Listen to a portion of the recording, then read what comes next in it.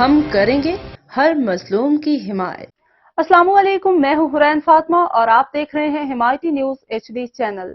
نظر ڈالتے ہیں آج کی اہم خبروں پر۔ کراچی سے حاکم علی دل کراچی کے علاقے جوہر پرفیوم چوک F بلاک میں شاہراہ فیصل پولیس کی کارروائی، 7 نمبر فلور سے مووی بازیاب، پولیس نے اغوا کار 2 ملزم کو بھی گرفتار کر لیا۔ پولیس نے گرفتار ملزمان کی بجائے نامعلوم افراد پر کیس درج کر لیا۔